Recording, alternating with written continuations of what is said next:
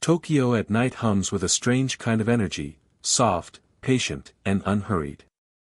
The city glows like a constellation made of steel and glass, its streets bathed in a neon haze that shimmers against the wet pavement after an evening rain.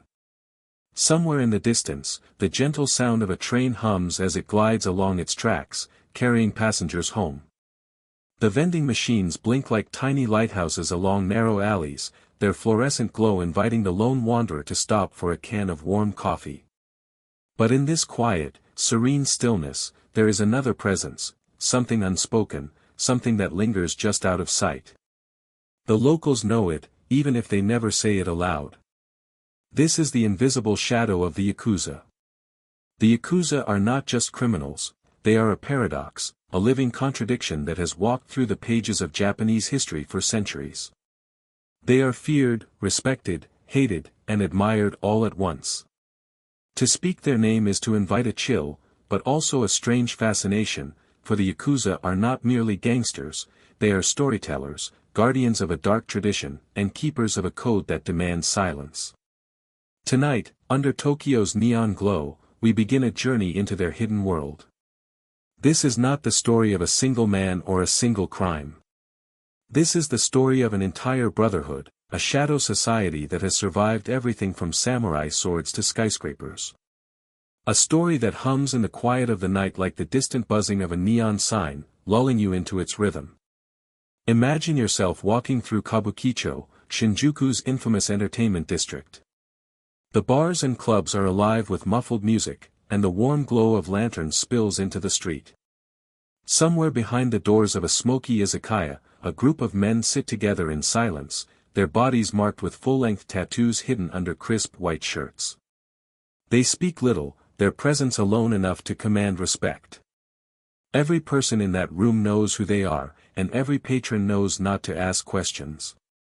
It is here, in these quiet corners, that the code of silence is kept. It is here that the Yakuza's world feels closest, as though you could reach out and touch it, if only you dared. But who are these men? What makes them choose a life lived on the edges of society, bound by rules that sometimes seem harsher than the law itself? Perhaps the answer lies in the way the Yakuza see themselves, not just as criminals, but as protectors, as necessary outlaws who maintain an order that the government cannot. They walk a line between crime and duty, a strange dance that has kept them alive for generations. Their story is not just about violence, though there is plenty of that. It is about loyalty, betrayal, sacrifice, and survival. And as with all great underworld tales, it is about power, its rise, its misuse, and the inevitable fall that follows. The Yakuza's world is filled with contradictions that make it endlessly fascinating. They extort shop owners but protect neighborhoods from petty criminals. They traffic in drugs and weapons but also fund relief efforts after earthquakes. They live by a code that demands absolute loyalty, yet are willing to sever their own fingers when they break that code. They are villains to some, folk heroes to others. And as we begin to explore their story tonight, you will find yourself torn between fear and curiosity, between condemnation and reluctant respect. The first thing you must understand about the Yakuza is that they are not just a gang, they are an institution. Their history stretches back hundreds of years, evolving from humble roots into a sprawling network of syndicates that reach into every corner of Japanese society. Their members are not just street-level thugs but businessmen, negotiators, and sometimes even peacemakers in disputes too messy for the courts.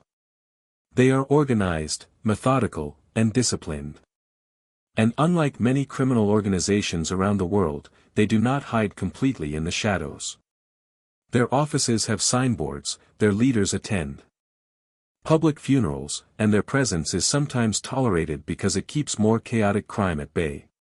This strange coexistence between law and outlaw gives their story a uniquely Japanese flavor, one that is impossible to separate from the country's own history.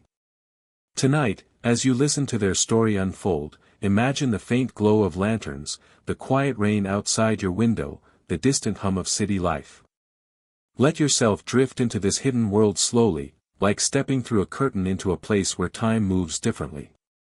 This is a story told softly, with care, because it is a dangerous story. It is the kind of story that begins with a whisper and ends with a silence so heavy you can feel it. And somewhere, perhaps, in the small hours of the night, you may find yourself wondering not just about the Yakuza but about the world they inhabit, and the strange moral compass that keeps them alive. Because this is more than just history. This is a meditation on power and its price, on brotherhood and the cost of belonging. As the night deepens and the city settles into its quiet rhythm, we will walk together through centuries of Japanese streets, from the dusty markets of Edo to the glowing skyscrapers of modern Tokyo. We will meet the men who built empires in the shadows and paid the price for living by their own rules. And by the end of this journey, when the last lantern flickers out, you may come to see that the Yakuza's story is not just about crime at all, it is about humanity, in all its darkness and light. So settle in. Breathe deeply. Let the hum of the city and the soft cadence of this tale guide you to a place where danger and serenity coexist. Tonight, we enter the world of the Yakuza, the Japanese syndicate who live by the code of silence. If we are to understand the Yakuza of today, we must travel far back, beyond the glitter of Tokyo's neon lights, beyond the roar of modern trains, all the way to the 1600s. Japan was then in the Edo period, a time of peace under the Tokugawa shogunate. The age of the warring states had ended, the samurai had sheathed their swords, and a rigid social order kept the country in delicate balance. But peace brought with it an unexpected problem: thousands of masterless samurai, or ronin, left wandering without purpose or pay. Some became mercenaries, others beggars, and some, inevitably, turned to crime. Out of this social upheaval, the seeds of the Yakuza were quietly planted. Imagine the streets of Edo, modern-day Tokyo, at dusk, lanterns swinging in the evening breeze, the faint sound of shamisen music drifting from a tea house, the smell of grilled fish and miso rising from street stalls. Among the crowd are two distinct kinds of outcasts who will soon shape an underworld all their own. The first are the takiya, itinerant peddlers who travel from village to village, setting up small stalls at festivals and selling trinkets, food, and charms. They are clever negotiators, skilled at reading a customer's mood, and always ready to defend their turf from rivals. The second are the bakudo, gamblers who carry dice and cards, setting up games of chance in makeshift dens near riversides, markets, and back alleys. These games, forbidden by law, attract peasants, merchants, and even bored samurai seeking thrill or ruin. The bakudo were more than mere gamblers, they were mathematicians of chance, men who lived by the roll of the dice and the spin of fortune. Their games were rigged more often than not, but players kept coming back, because the bakudo offered more than gambling. They offered escape, a chance to feel alive in a rigid society where every man's role was prescribed from birth. These men began to form small bands, pooling their earnings, watching each other's backs, and defending their gambling dens from outsiders. In a time before organized police forces, these groups became a strange kind of community, protecting their own and enforcing their own brand of justice. Over time, both the takiya and the bakudo developed their own hierarchies and codes of conduct. The takiya formed associations that controlled festival stalls and divided territories among members to prevent constant fighting. They appointed leaders who acted as intermediaries with local officials, sometimes even earning semi-official status as organizers of market activity. The bakudo, too, established ranks, with a boss at the top, an oyabun, and followers, or koban, beneath him. These were not yet the Yakuza as we know them, but their structure, rituals, and sense of loyalty laid the foundation for what was to come. The word Yakuza itself is said to come from a losing hand in a traditional card game called oichokubo, similar to blackjack. The worst possible hand, 893, Yakuza, literally meant worthless. It was a name of derision, a reminder that these men were seen as society's throwaways. But as is often the case with outsiders, they embraced the name, turning an insult into a badge of identity. Being worthless to the authorities meant being free to create their own rules. Picture a gambling den hidden deep in the countryside, lit by a single oil lamp. The players kneel on tatami mats, the air thick with tobacco smoke. A lookout waits at the entrance, ready to signal if the magistrate's men approach. The dice clatter across a wooden box, and all eyes follow their roll with quiet intensity. In this room, it doesn't matter whether you are a farmer, a carpenter, or a samurai without a master. Here, you are simply a player, your worth measured by luck and courage. The man who runs this den may be rough in manner, but he offers something the outside world does not, an invitation to belong. As decades passed, these groups became more organized, more disciplined. They began to see themselves not just as gamblers or peddlers, but as outsiders bound by fate, living by a different moral code. They called this Ninkyo, the chivalrous way, a philosophy that would later become the spiritual backbone of the Yakuza. Their loyalty to one another was absolute, their word their bond. Betrayal was unthinkable, and those who broke the trust of the group were punished severely, sometimes even driven out into exile. The relationship between these proto-Yakuza and the authorities was complicated. On one hand, they were criminals, violating the law with every dice game and every unlicensed stall they ran. On the other hand, they provided order in places where the government's reach was weak. When disputes broke out between merchants or gangs of ronin threatened to cause trouble, local officials sometimes turned a blind eye, allowing the takiya or bakudo to police their own turf. In this way, they became both outlaws and unofficial peacekeepers, walking a fine line between rebellion and cooperation. And so, in the quiet alleys and festival markets of Edo-era Japan, the underworld was born not with a shout but with a whisper, not in grand halls but in small, smoky rooms where men made silent pacts. The Yakuza's ancestors were shaped by poverty, by displacement, by a hunger to belong somewhere, even if that somewhere was outside the law. Their story from this point forward is one of survival, generation after generation carrying forward the traditions of the takiya and bakudo, refining them into something larger, something enduring. These groups would weather centuries of change, samurai rule, modernization, war, and yet their core identity, that of being society's outsiders with their own code, would remain. And as the Edo period gave way to the modernizing Meiji era, these outcasts would find themselves standing at the threshold of a new Japan, one filled with opportunity and danger. The dice would roll again, and this time, the stakes would be higher than ever. To truly understand the Yakuza, one must step inside their invisible circle and feel the weight of the rules that hold them together. The men of this brotherhood live not only by the law of survival but by a code older than many of the streets they walk on. This code is called Ninkyo-do, the way of chivalry. It is a concept both poetic and terrifying, a set of principles that demand loyalty, honor, and duty, sometimes at a cost so steep that it chills the listener just to imagine it. Picture a quiet room, lit softly by a single paper lantern. The air smells faintly of tatami mats and freshly brewed tea. Inside sit men cross-legged in silence, their heads slightly bowed. They are not monks, but there is a monastic stillness in the way they hold themselves. In this world, hierarchy is everything. At the top sits the Oyaban, the boss, the father figure, the man to whom every member owes allegiance. Below him are the koban, the children in this strange family, bound by vows to obey and protect. The relationship is not simply one of command and obedience, it is mutual, like parent and child. The Oyaban offers guidance, protection, and sometimes even financial support, the koban offer their loyalty, their work, and, if necessary, their lives. This father-child bond is formalized in rituals that are as solemn as any wedding or funeral. When a man is accepted into the family, he is invited to a sake-sharing ceremony.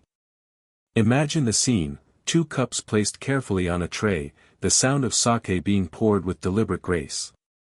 The Oyaban drinks first, then the koban. The exchange is slow, deliberate, almost meditative. This act is more than a toast, it is a binding contract, one that marks the man's entrance into a life from which there is rarely any return. After this moment, the koban is no longer just an individual, he is a limb of the family body. His failures are the family's failures, his victories the family's pride. But belonging to this family comes with a price, for loyalty is absolute. The Yakuza code does not tolerate betrayal or cowardice. To disobey the oyabun or to bring shame upon the family is an offense that demands punishment. And punishment in this world is not a fine, not a prison term, but something far more personal and painful, yubitsum. Yubitsum is the ritual of cutting off one's own finger as an act of apology. It is a chilling, almost unthinkable gesture, yet for centuries it has been the way a man atones for his mistakes. The ritual is simple but brutal. The member lays his left hand on a clean cloth, takes a sharp blade, and removes the tip of his little finger. The severed piece is then wrapped and presented to the oyabun as a physical proof of remorse. The missing finger serves as a permanent reminder of the man's failure, making him more vulnerable, his sword grip weakened, his body slightly less whole. In this way, yubitsum is both punishment and deterrent, a method of restoring balance within the group. Silence is another cornerstone of the Yakuza's philosophy. Their world is sealed off from outsiders by an unspoken pact, a curtain that must never be lifted. Police interrogations, courtrooms, the threat of prison, none of these are considered excuses to break the code of secrecy. To talk is to betray, and betrayal is unforgivable. Members have endured years behind bars rather than reveal their brothers' names. In this silence lies both their strength and their tragedy, for it isolates them from the outside world and keeps them forever bound to their own. But the Yakuza code is not just about fear and punishment. At its heart, it is also about responsibility and the strange sense of justice they believe they uphold. The Ninkyo-do ideal paints the Yakuza as protectors of the weak, as men who step in where society fails. There are countless stories, some exaggerated, some true, of Yakuza members defending shopkeepers from abusive officials, delivering swift punishment to rapists or thieves, or distributing food after natural disasters. Whether these acts were done from genuine compassion or as a way to win public favor, they contributed to the romantic image of the Yakuza as modern-day samurai, men who live and die by their own sort of morality. The rituals of daily life also reflect this code. Meetings are formal, with seating arrangements determined by rank. Language itself changes depending on status. Kobun speak to their oyabun with the utmost respect, often using special honorifics. Even body language is codified. One does not casually cross one's legs or lounge in the presence of a superior. These rules may seem rigid, even suffocating, but they provide structure, a sense of belonging that many members lacked before joining. And perhaps this is the most haunting part of the Yakuza code. For many men, it is not a prison but a refuge. The outside world may have rejected them, but here, within this brotherhood, they have a place, an identity, a family. They know their role, their duty, and the price of failure. In a society that prizes conformity and order, the Yakuza offer a twisted mirror version of that order, harsh, demanding, but strangely comforting to those who have nowhere else to go. As you listen, you may begin to sense the quiet weight of this code pressing in like the walls of a small room. It is at once suffocating and strangely calming. There is safety in rules, even cruel ones. There is peace in knowing exactly where you stand, even if that place is in the shadow of crime. And so, as the centuries passed, the code of the Yakuza grew into a philosophy, one that still shapes their world today. Ninkyo-do was not just a set of rules, it was a way of life, a moral compass for men cast adrift by society. It gave them purpose, discipline, and the belief that even in a world of crime, one could live with honor. But codes, no matter how strong, are always tested. And soon, the Yakuza would face a Japan on the brink of transformation, a nation opening to the West, modernizing at a pace that would shake its very foundations. The brotherhood would need to evolve or be swept away. The dice were about to roll again, and this time, the stakes would be higher than ever before. The world of the Takiya and Bakudo might have remained a quiet undercurrent in Japan's history if not for the great waves of change that swept through the country in the late 19th century. The Edo period came to an end, and with it the isolationist policies that had kept Japan frozen in time for over 2 centuries. The Meiji Restoration of 1868 shattered the old order, ushering in a new age of modernization, industry, and contact with the outside world. The samurai class was officially dissolved, railways stretched like veins across the countryside, and cities swelled with workers flooding in from rural villages. In this changing world, the groups who would become the Yakuza saw an opportunity, not merely to survive, but to expand. The takiya, once humble peddlers, began to organize more formally, running entire markets and securing semi-legitimate status as associations. Their ability to control crowds, mediate disputes, and maintain order made them valuable allies to local officials who were struggling to keep up with the rapid growth of urban centers. The Bakudo, too, found fertile ground. Industrial workers living far from home sought entertainment, and illegal gambling flourished near factory towns and new ports. These groups began to accumulate not just money, but influence, and influence was a new kind of power. Imagine a bustling Meiji-era port town, the smell of coal smoke in the air, ships arriving with goods from Britain, China, and beyond. Street vendors call out their wares, children chase each other through alleys, and somewhere, behind a sliding wooden door, a dice game is in full swing. The room is filled with rough laughter, the clink of sake cups, and the muted tension of men betting more than they can afford. In the corner sits a figure watching quietly, a man whose word can end a game, settle a debt, or begin a feud. He is not just a gambler anymore, he is a leader, a man whose name is known in this district, a man who decides who may work, who may sell, who may play. This was the birth of the modern Yakuza clan structure. The Oyabun-Koban relationship that began as an informal bond now became the backbone of sprawling organizations. Entire neighborhoods could fall under the influence of a single boss, who collected protection money, mediated disputes, and kept rival groups at bay. These bosses became known not just as criminals, but as figures of authority, men to be respected, and feared. During the Taisho period, 1912 to 1926, this growth accelerated. Japan's economy was booming, cities were modernizing, and the demand for both legal and illegal entertainment was skyrocketing. Gambling houses, brothels, and unlicensed bars thrived, many under the control of organized gangs. The Yakuza also found new ventures beyond gambling and street peddling. They moved into smuggling, labor racketeering, and even political manipulation. In some cities, they became power brokers, influencing local elections and providing muscle for politicians who needed it. It was in this era that the Yakuza began to take on the form we recognize today, a nationwide network of syndicates rather than scattered bands of gamblers and peddlers. They created clear hierarchies, with lieutenants managing crews, and rules for everything from revenue sharing to dispute resolution. If one member harmed another, the conflict was brought before the Oyabun to settle. Violence, though present, was controlled, meted out with precision to maintain order rather than descend into chaos. Their image, too, began to shift. They were no longer seen merely as riffraff or outcasts. Some communities even saw them as protectors, the men who kept petty thieves and drunken rioters in check. Their presence at festivals became almost expected, and their discipline, strict dress codes, shaved heads, a reputation for keeping their word, gave them a strange air of legitimacy. Yet beneath this image of order lay a growing hunger for power. The Yakuza began to realize that they could do more than survive, they could thrive, even flourish, by inserting themselves into the very fabric of Japan's modernization. They controlled ports, docks, and construction sites, all of which were vital to the nation's rapid industrial growth.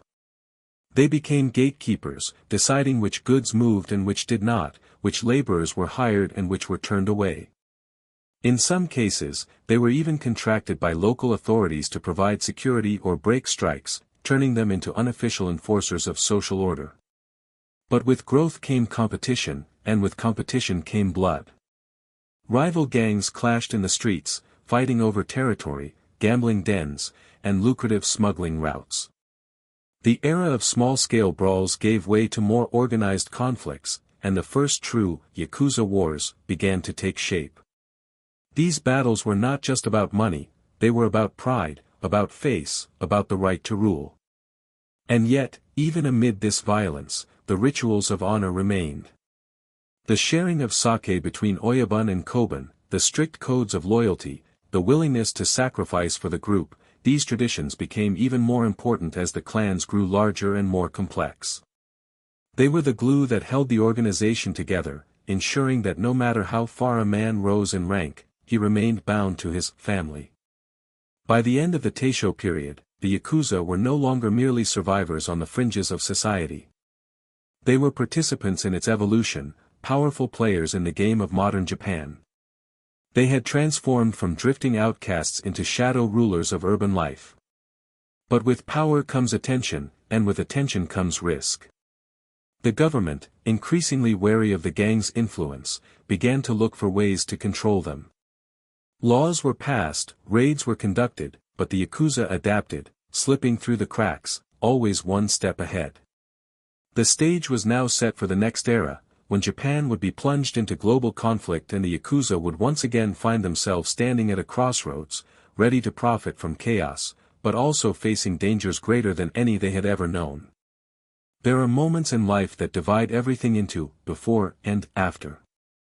For a man joining the Yakuza, that moment is the blood oath, the ritual that severs his old identity and forges a new one. To outsiders, it might look simple, the sharing of a drink, a quiet vow spoken aloud. But inside that small, still room, everything is charged with meaning. The air itself feels heavier, as though aware of what is about to take place. Picture a dimly lit tatami room, its sliding doors closed to the outside world. The faint aroma of incense drifts through the air, calming the mind but sharpening the senses. A low table has been placed in the center, set carefully with a bottle of sake, 2 small ceramic cups, and a tray. The arrangement is precise, as though every placement has been rehearsed.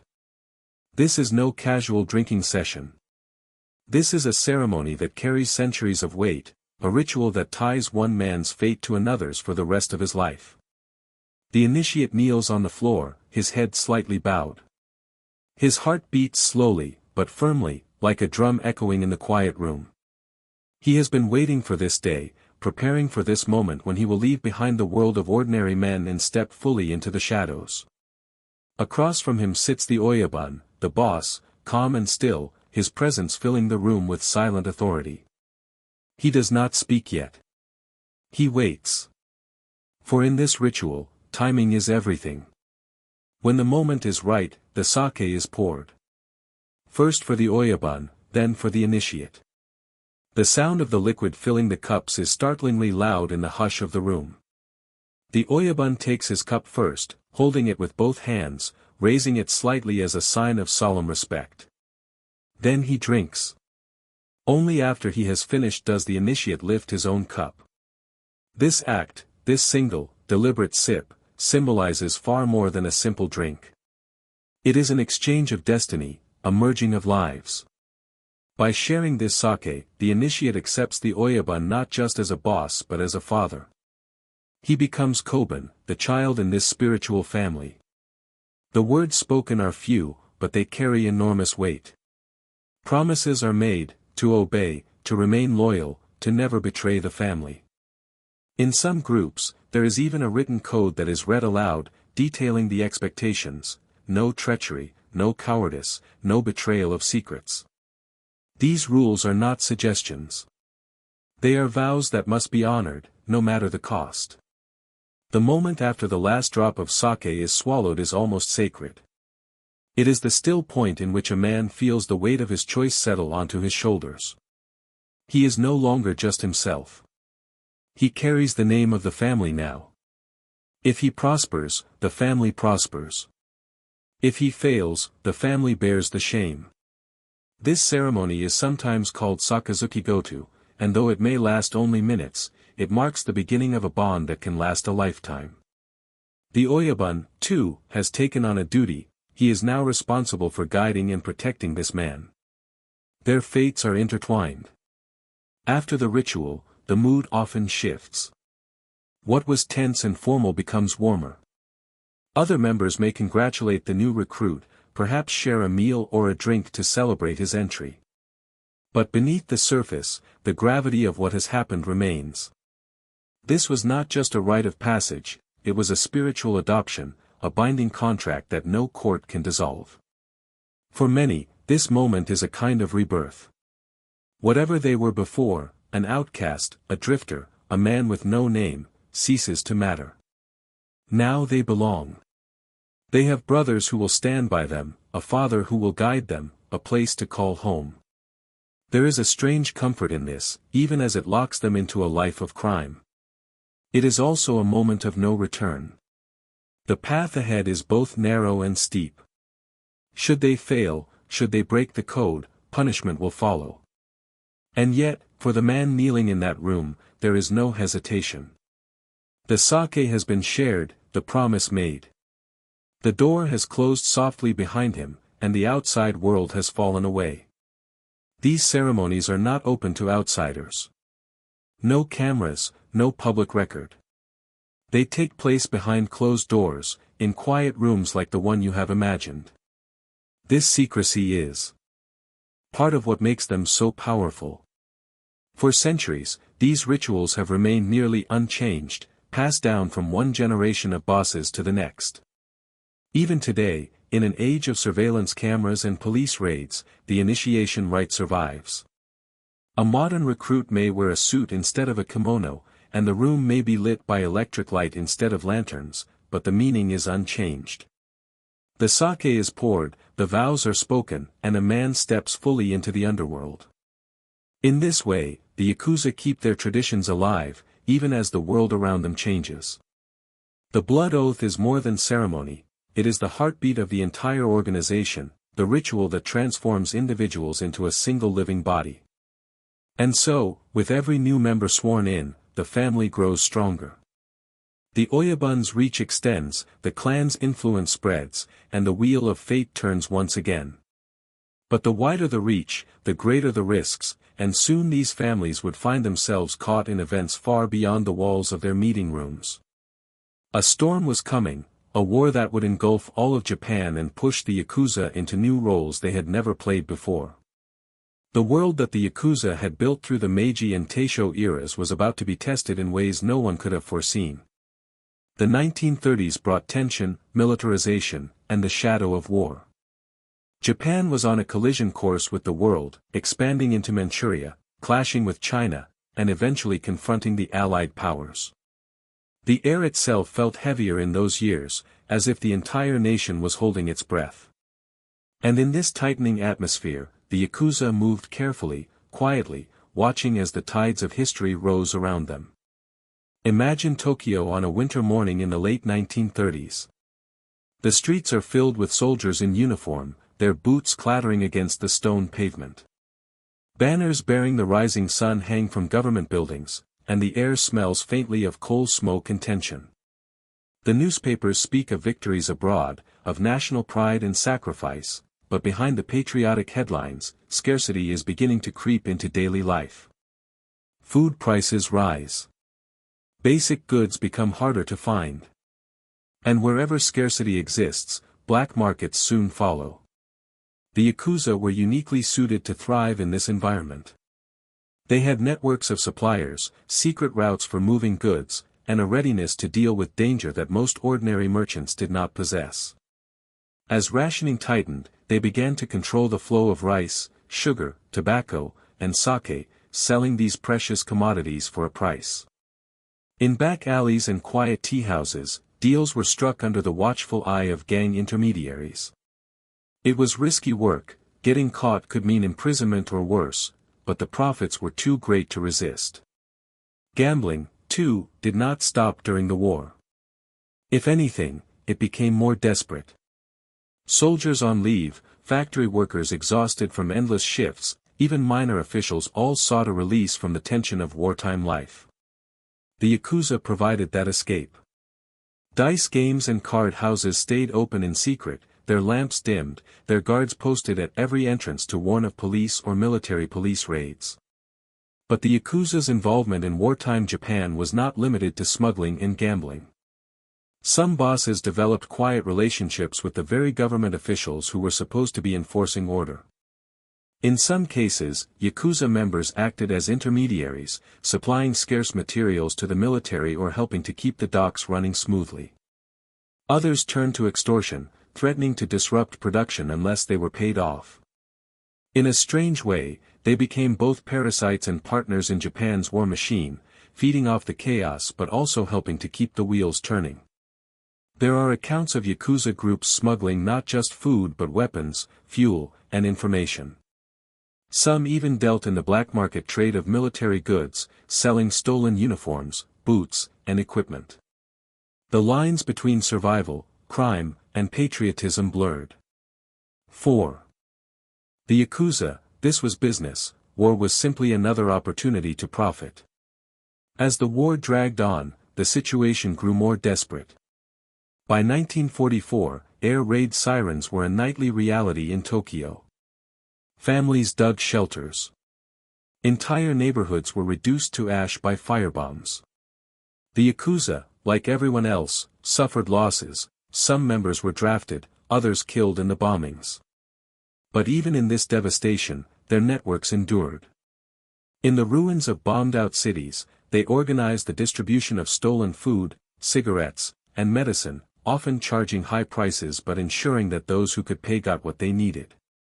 Imagine walking through a Tokyo street after a raid, the smell of smoke still heavy, buildings reduced to charred skeletons.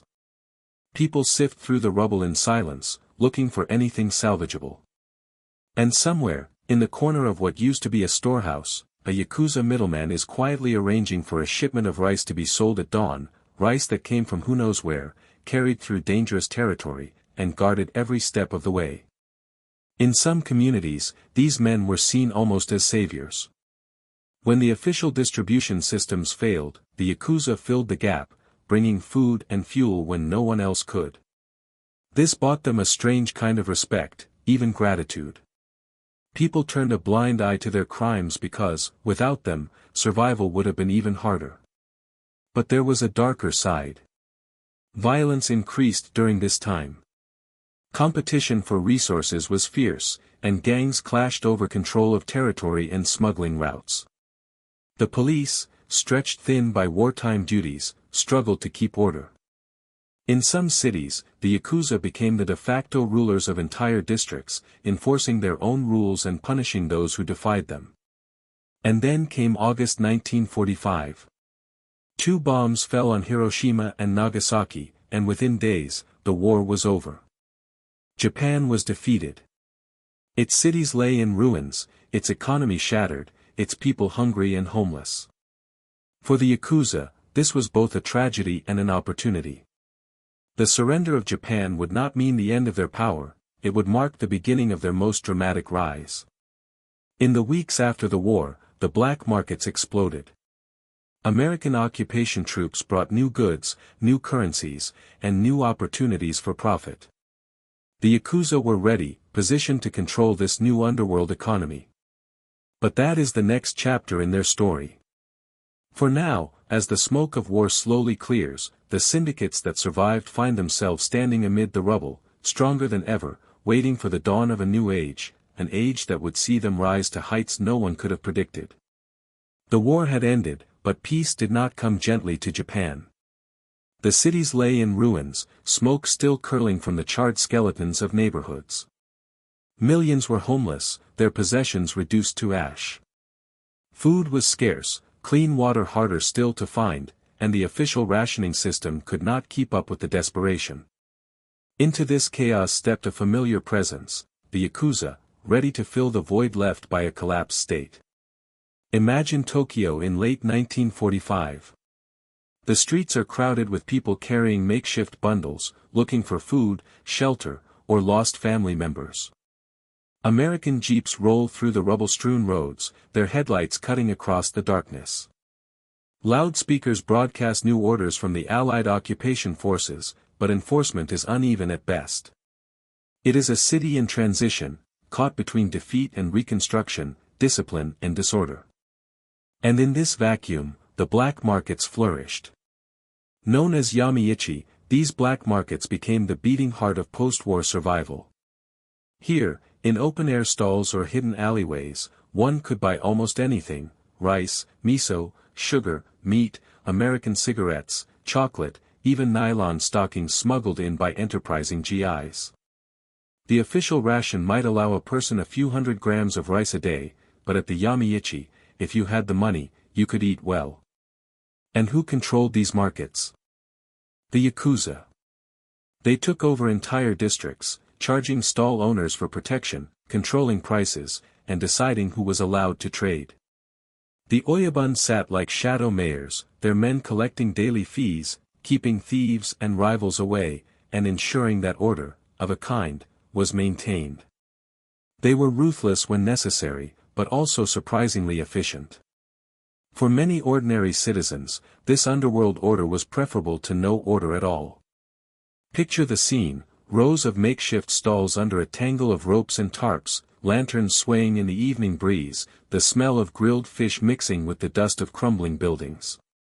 Crowds move slowly between the stalls, trading coins, bartering possessions. A man in a dark coat stands at the edge of the market, watching quietly. He is not a customer. He is a collector, there to ensure that every vendor pays the agreed fee. Those who refuse quickly discover that their stall will not be standing tomorrow. The Yakuza also controlled the flow of goods coming in from the countryside. Farmers who wanted to sell their produce in the cities often had to go through gang middlemen, who provided transport and protection but also took a large cut. Smuggling became an art form: rice hidden in false compartments, liquor barrels moved under cover of night, stolen American supplies sold to the highest bidder.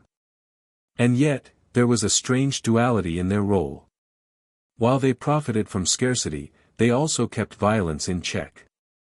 Rival gangs might fight over control of a market, but once dominance was established, the area would become surprisingly safe for customers. The Yakuza enforced their rules strictly: no petty theft, no cheating customers, no violence that might draw too much attention from the occupation police. They understood that stability was good for business. In many ways, this period marked the true transformation of the Yakuza from ragged bands of gamblers into organized crime syndicates. The profits were immense, and with those profits came power. They began to buy influence with local officials, bribe police, and invest in legitimate businesses. Construction companies, transportation firms, even entertainment venues were brought under their control. The line between criminal and businessmen blurred. Some Yakuza bosses even positioned themselves as protectors of the community. They handed out food in times of crisis, organized rebuilding projects, and sometimes even mediated disputes between citizens and occupation authorities. Whether these acts were done out of genuine concern or as a calculated way to win loyalty, they helped create the image of the Yakuza as a necessary evil, men who might break the law but who kept society functioning when the official systems had collapsed. But the post-war years were also bloody. The struggle for territory was fierce, with rival syndicates fighting pitched battles over control of markets, docks, and smuggling routes. Knives, pistols, and bamboo spears were common sights in these street wars. The police, undermanned and often corrupt, struggled to contain the violence. For a time, it seemed as though Japan's future might be decided not in government offices but in back alleys and market squares. Eventually, the Yakuza began to consolidate. Smaller gangs were absorbed into larger syndicates, and codes of conduct were enforced more strictly to prevent uncontrolled bloodshed. The most powerful families rose to prominence, laying the groundwork for the organizations that would dominate the rest of the 20th century, groups like the Yamaguchi-gumi, which would become the largest Yakuza syndicate in history. For the listener drifting to sleep, imagine the strange mixture of fear and gratitude that people must have felt in those years. On one hand, they knew that the man collecting fees could be dangerous, that defying him could lead to a beating, or worse. But on the other hand, they knew that he was the reason their market stall had not been robbed, that their neighborhood was safe from random gangs. In the chaos of post-war Japan, the Yakuza were both predator and protector, both shadow and shield. As Japan slowly began to rebuild, the black markets did not disappear overnight. They remained a vital part of the economy well into the 1950s, and the Yakuza who controlled them became wealthy and influential. They now had the resources to expand beyond the markets, into construction, entertainment, real estate, and politics. The war had broken Japan, but it had forged the Yakuza into something stronger, sharper, and more dangerous. They were no longer just survivors. They were power brokers, and they were ready to use that power to shape the future. But power attracts attention. As Japan entered a new era of prosperity, the Yakuza's growing visibility would soon bring them into conflict with police, politicians, and even each other. The next chapter in their story would be one of godfathers and empires, a time when men with nicknames like the Bear and the Godfather of Kobe would rule the underworld like kings, and discover that even kings are not untouchable. By the mid-1950s, Japan had begun to rebuild itself from the ashes of war. The streets that were once filled with rubble now bustled with construction crews, fresh neon lights, and a new sense of possibility. The economy was rising, the wounds of war were beginning to heal, and ordinary citizens were eager to put the past behind them.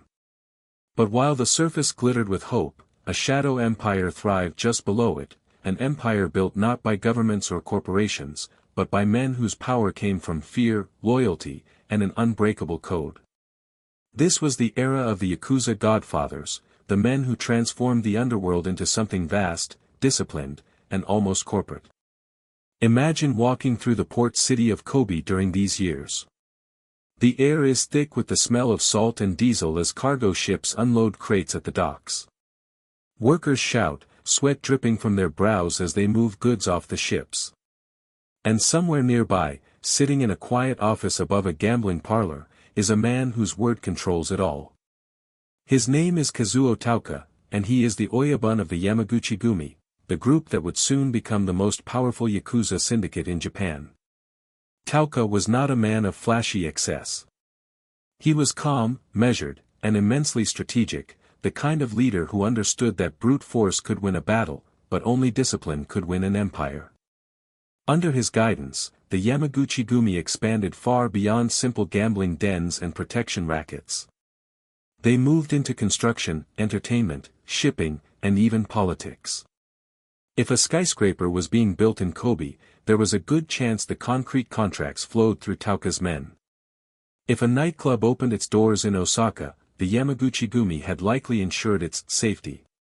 Tauka was nicknamed the Godfather of Kobe, and sometimes even the Bear, for his stocky build and quiet but formidable presence. He ruled with a mixture of iron discipline and surprising diplomacy. Violence was used sparingly and strategically, never recklessly. Rival gangs were brought to the table to negotiate truces rather than plunge cities into endless bloodshed. This earned Tauka a reputation as a peacemaker, even as he tightened his grip on Japan's underworld. But Tauka was not the only one building an empire. In Tokyo, Osaka, and Nagoya, other bosses were consolidating power, absorbing smaller gangs and forming syndicates that rivaled the Yamaguchi-gumi. These men were the architects of modern Yakuza power, turning their organizations into what some journalists began calling the Japanese mafia. Their influence extended into every corner of urban life. If you wanted to open a business, you might need their permission. If you wanted to hire workers for a big construction project, chances were you would hire through labor pools they controlled. Even the entertainment world was not free of their touch. Gangsters invested in cabarets, theaters, and later, film studios, blurring the lines between crime and show business. Picture a smoky nightclub in late 1950s Tokyo. The band plays slow jazz, the room lit in a warm amber glow. At the center table sits a man in a perfectly tailored suit, his tattooed hands resting lightly on a glass of whiskey. Around him are lieutenants, each one silent until spoken to. A local politician enters the room nervously, bowing low before sitting.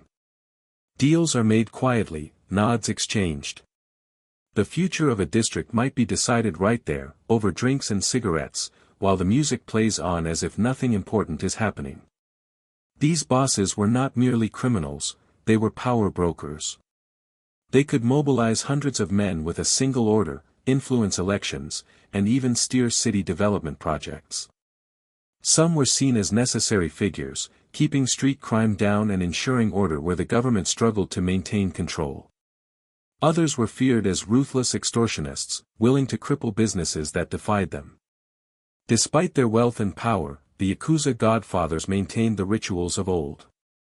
The Oyabun-Koban relationship remained sacred, and initiation ceremonies continued as they had for centuries.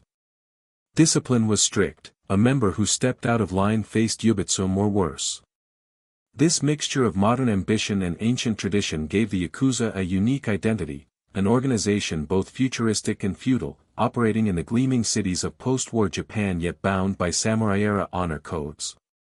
Of course, power on this scale could not exist without drawing attention. The Japanese police began to track the movements of the major syndicates more closely. Newspapers published stories of gang wars, assassinations, and scandals. But paradoxically, this publicity only enhanced the mystique of the Yakuza. Their names became whispered legends, Tauka, Yoshio Kodama, and others, figures who loomed as large in the public imagination as film stars or politicians. Yet even in their peak, the Yakuza leaders were careful to balance terror with respect. They knew that to remain untouchable, they needed at least some measure of public tolerance. Charity work was one way they achieved this. After natural disasters, Yakuza groups were often the first to deliver supplies, beating even government agencies to the scene. They gave money to local festivals, funded sports teams, and presented themselves as benefactors of the community. To some, they seemed like dark knights, dangerous, yes, but also oddly protective. Still, the era of the Godfathers was not without its bloodshed. Turf wars flared when truces failed, and assassinations sent shockwaves through the underworld. Tauka himself survived several attempts on his life, once even being shot but recovering to resume leadership. Each act of violence only seemed to deepen the aura around these men, making them appear both invincible and doomed, living legends walking a tightrope over an abyss. For those drifting to sleep, this part of the story is like standing on a high balcony, looking down at the glittering city below. The Yakuza at this point were at their most powerful, their reach stretching across Japan like an invisible web. They were not merely surviving, they were thriving, shaping the very direction of the nation's urban development. But power has a way of drawing storms. The government, under pressure to curb organized crime, began to tighten laws. The police increased raids, and public opinion, once tolerant, started to turn. And within the syndicates themselves, tension simmered, ambition, rivalry, and greed threatening to tear apart the empires these godfathers had built so carefully. The stage was set for a new kind of conflict. The years ahead would bring not only more wealth but also more blood, as the Yakuza fought to maintain their grip in a world that was beginning to push back. There is perhaps no image more closely tied to the Yakuza than that of the full-body tattoo, the living canvas that turns a man's skin into a work of art, a declaration of loyalty, and a warning to the world. These tattoos, known as irizumi, are not mere decoration. They are a rite of passage, a quiet endurance of pain that marks the wearer as a man who has chosen a life apart from the ordinary. To see a fully tattooed Yakuza strip off his shirt is to glimpse something both beautiful and terrifying, a body transformed into a myth. Imagine the setting, a small, quiet studio, hidden away in some corner of Tokyo or Osaka. The air smells faintly of ink and antiseptic, mixed with the soft aroma of incense. There is no buzzing machine, no quick electric hum. Traditional irizumi is done by hand, using tebari, wooden sticks tipped with bundles of needles, dipped carefully into ink. The tattoo artist sits cross-legged, focused and silent, while the client lies still, his breathing slow and measured. This is not a quick procedure. It is a ritual, one that can last years to complete. The first strike of the needle is sharp, almost shocking. The pain is not unbearable, but it is constant, steady and deliberate, like the ticking of a clock. Stroke after stroke, hour after hour, the design begins to take shape. Dragons with coiled bodies, carp swimming upstream, fierce tigers crouched and ready to pounce. Each image carries meaning, chosen not just for beauty but for symbolism. The dragon might represent courage and strength, the koi fish, perseverance and transformation, the peony flower, bravery in the face of adversity. The process is as much a test of will as it is of the body. The man being tattooed must remain still, silent, stoic. To flinch is to lose face. In this way, the tattoo becomes more than art, it becomes a meditation on endurance, on suffering, on the ability to hold still while pain reshapes you.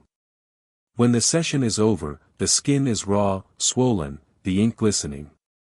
It will take time to heal, but already the man carries the first mark of his new identity. Over time, the design spread, covering the back, shoulders, chest, and thighs, until they form a nearly complete bodysuit of color and pattern. The only skin left untouched is often a strip down the center of the torso, allowing the man to wear traditional clothing without revealing his ink. This style, known as mianwari, is practical, it allows a kimono to be worn without the tattoos being seen in public. But in private, at bathhouses or within the clan's own gatherings, the tattoos are revealed in their full glory. Picture a room full of Yakuza at a hot spring retreat. They disrobe, stepping into the steaming water, and suddenly the room blooms with color, dragons winding across backs, chrysanthemums bursting into full bloom on chests, waves crashing around shoulders. It is like watching a secret garden come to life. For outsiders, this sight can be overwhelming, even frightening. For insiders, it is a mark of belonging, a reminder that they are part of something larger than themselves. But these tattoos are not without risk. In Japanese society, irizumi has long been associated with criminals, dating back to the Edo period when tattoos were used as punishment to mark offenders. Though that practice ended, the stigma remained, and to this day, many public bathhouses and gyms in Japan forbid entry to those with full-body tattoos. This taboo only deepens the symbolism for the Yakuza. To wear irizumi is to declare, openly and permanently, that one is outside the norms of polite society. It is a badge of pride, but also a barrier. Once inked, there is no hiding who you are. The expense and time required to complete a full irizumi bodysuit also mark it as a sign of commitment. It can take hundreds of hours and years of sessions to finish, costing a small fortune. To undergo this process is to invest one's body, one's money, and one's pain into the clan. The tattoos become armor, not in the physical sense, but in the psychological one, reminders that the wearer has suffered and endured for his family. And yet, there is beauty here too. The art is breathtaking, intricate, flowing with the natural curves of the human form. In a way, the tattoo is a story told on skin, each element a chapter, each detail a memory. Some men add to their tattoos over time, marking significant events, victories, or losses, until their body is not just art but history, a personal chronicle of their life in the underworld. For those drifting toward sleep, imagine the slow rhythm of the needle, the careful breathing of the artist, the quiet resolve of the man enduring it. Each drop of ink feels deliberate, like a bell being struck in a temple. Time slows in that room. Pain becomes part of the ritual, and when it is over, the man rises transformed, scarred, perhaps, but more complete in his own mind. The tattoos also serve a practical purpose within the syndicate. They are proof of loyalty. A man who has endured the process has literally marked himself as belonging to the family. If he betrays the group, he cannot hide, his body will always tell the world who he is. In this way, irizumi is both gift and curse, both art and prison. It is beautiful, but it is also a barrier between the wearer and the outside world, a permanent reminder that he has chosen the path of the outsider. And yet, for the Yakuza, this is not a tragedy. It is an affirmation. The body has been turned into a canvas, the pain into a vow.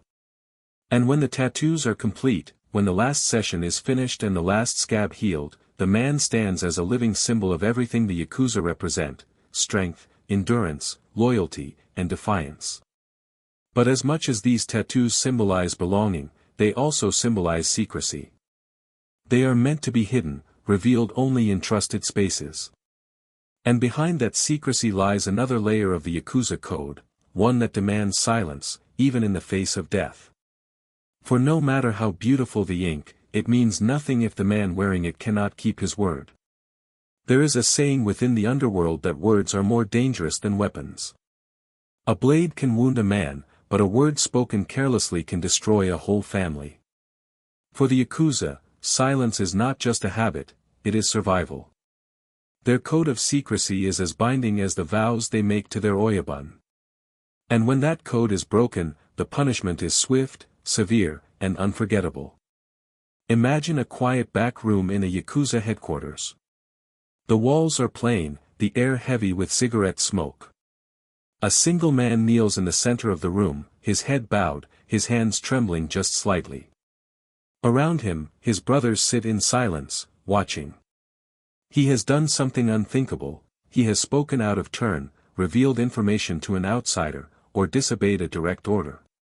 Whatever the exact crime, the verdict is clear. The oyabun's voice is calm when he pronounces judgment, but the words cut sharper than any knife. The man must perform yubitsum. The ritual is chilling in its simplicity. A clean white cloth is spread on the tatami. The man takes a short blade, his breathing slow and uneven. There is no one to hold his hand steady, this is a punishment that must be carried out by the offender himself. Slowly, deliberately, he places his left hand on the cloth and positions the blade against the base of his little finger. There is no dramatic music, no shouted words. Only the sound of the blade pressing down, the hiss of breath through clenched teeth, and the wet thud as the fingertip is severed. He wraps the piece carefully in the cloth, staining it with blood, then slides it forward with both hands toward the oyabun. This is his apology, his offering. In the silence that follows, the oyabun may choose to forgive him, to allow him to remain within the family, though forever marked by the loss. Or he may reject the offering, in which case the punishment may escalate, sometimes even ending in death. The missing finger is not just a physical loss. It is a constant reminder. The hand can no longer grip a sword or a knife as strongly as before. The man is now weaker, more dependent on his brothers for protection, a living symbol of humility. This is the point, yubitsum is not simply retribution, it is a way to restore balance within the group, to reaffirm the hierarchy, to remind everyone that loyalty must be absolute. But the code of silence goes beyond yubitsum. It is woven into the very fabric of Yakuza life. Members are expected never to cooperate with the police, never to testify against their brothers, never to leak information to the press. The weight of this rule is so great that many Yakuza have chosen to serve long prison sentences rather than betray their clan. Picture a man sitting alone in a cold prison cell, night after night, knowing that freedom could be his if only he spoke a few words. But he does not speak. He endures. For him, breaking the code would be worse than the bars around him, it would be death of another kind, the death of honor. There are countless stories of men who took this vow to heart, refusing to betray their oyabun even under torture or interrogation. Some became almost legendary for their silence, earning respect not just within their own clan but among rival syndicates. For in the underworld, a man's word, or his refusal to speak, is his reputation. This silence is not just about protecting secrets. It is also about maintaining the mystique of the Yakuza. Their power depends in part on the fear they inspire, and fear thrives in the unknown. When outsiders do not know who gave the order, who controls which district, or what might happen if they cross the wrong man, they tread more carefully. The less that is said, the more powerful the aura becomes. But the price of this silence is heavy. For the families of Yakuza members, it means living with unanswered questions, with the knowledge that they may never know the truth about what happened to a son, a brother, a husband. It means grieving in private, for to speak openly is to break the code by association. Even within the organization, silence can be a burden. Men must hide their fears, their doubts, their pain. They cannot speak of certain things, even to their closest friends. This secrecy isolates them, creating a world that is at once tightly knit and profoundly lonely. And yet, there is a strange serenity to this vow of silence. It gives structure, it gives purpose. To know that one must keep quiet, no matter what, is to have a kind of clarity. There are no difficult decisions about whether to confess, no agonizing over whether to cooperate. The answer is always no. The rule is simple: what happens in the family stays in the family. For those listening now, imagine the stillness of a room where a man has just offered his finger in apology. The air is hushed, the other men motionless, as if time itself is holding its breath. There is no shouting, no chaos, only the quiet gravity of consequence. This is the essence of the Yakuza's code, a world where words are few, but every action carries weight. And as this code of silence is passed from one generation to the next, it shapes the very soul of the syndicate. It is what keeps them unified in the face of police crackdowns, what allows them to survive betrayals and gang wars. It is, in many ways, the invisible armor that has protected them for centuries. But this armor is not impenetrable. The modern world, with its cameras, microphones, and relentless media, will soon begin to chip away at it. The next era will bring challenges the Yakuza have never faced before: scrutiny from the press, pressure from the government, and a public that is no longer willing to turn a blind eye. The code of silence will be tested as never before, and not every man will prove strong enough to uphold it. The 1980s in Japan were a strange and glittering dream, an era when money seemed endless, when skyscrapers rose overnight, and when Tokyo became one of the wealthiest cities on earth. This period came to be known as the bubble era, a time when real estate prices skyrocketed, stocks soared, and the entire nation seemed intoxicated with prosperity. And in the shadows of this economic miracle, the Yakuza thrived like never before. Imagine the Tokyo skyline of the mid-1980s. The streets blaze with neon light, music spills from nightclubs, and luxury cars glide past department stores overflowing with designer goods. Businessmen celebrate late into the night, ordering champagne by the case, while hostesses in glittering gowns pour drinks and laugh politely at their jokes. Money is everywhere, in briefcases, in backroom deals, in whispered promises over sushi dinners. And wherever money flowed, the Yakuza followed. For the syndicates, this was the golden age. Their earlier grip on black markets and gambling parlors had given them capital, and now they used it to step boldly into the legitimate economy. They bought construction companies, trucking firms, talent agencies, even stocks in blue-chip corporations. They no longer needed to hide in alleyways, they were in boardrooms, wearing tailored suits, striking deals with executives. Their profits from extortion and smuggling were funneled into property investments, and as land prices rose to dizzying heights, their fortunes multiplied. This was also the era when Sakaya, or corporate racketeering, became a Yakuza specialty. These were men who bought small amounts of stock in a company and then threatened to disrupt shareholder meetings by exposing scandals or embarrassing the management, unless they were paid to stay silent. Entire corporations quietly paid protection money to avoid such scenes, effectively allowing the Yakuza to siphon off millions while appearing to operate within the law.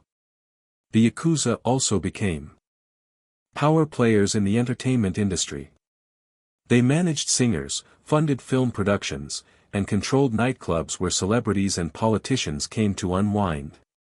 A rising star who refused to cooperate could find himself suddenly disgraced by a scandal, or worse, unable to book any venue in the city. In this way, the syndicates held invisible strings that could make or break careers. Picture a lavish Ginza bar on a Friday night. The room is filled with laughter, the clink of glasses, the scent of expensive perfume. At a corner table sits a Yakuza lieutenant, his suit perfectly pressed, his tattooed wrists just barely visible beneath his cuffs. Across from him sits a corporate executive, nervous but smiling, signing a deal that will secure a lucrative real estate project. The lieutenant nods once, satisfied, and the contract is quietly passed along. Outside, the city hums, oblivious to the deal that has just been struck. With so much money flowing, the Yakuza also became symbols of excess. They drove luxury cars, wore Italian suits, and lived in expensive apartments. Some became celebrities in their own right, their faces appearing in magazines, their exploits reported in gossip columns. This visibility was both a badge of pride and a dangerous temptation, for it drew not only awe but also scrutiny. And yet, there was discipline behind the decadence. Syndicate bosses still enforced the old codes. Members were expected to share their earnings with the family, to follow orders, to avoid unnecessary violence that might disrupt business. The most successful groups ran like corporations, complete with ledgers, expense accounts, and meeting schedules. If a man failed to deliver his share, or acted recklessly, punishment was swift. Yubitsum still awaited those who embarrassed the clan. The bubble era also saw the Yakuza expand internationally. They laundered money through foreign banks, invested in overseas businesses, and forged alliances with criminal groups in Hawaii, the Philippines, and the United States. Cargo ships carried not just goods but secret deals, and the Japanese underworld quietly spread its influence beyond its homeland. For ordinary Japanese citizens, this period was a paradox. On the one hand, they feared the Yakuza's growing power.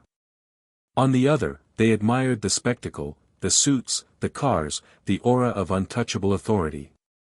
Some even saw them as the ultimate expression of Japan's economic confidence, men who embodied ambition without limits. But beneath the glitter, cracks were forming.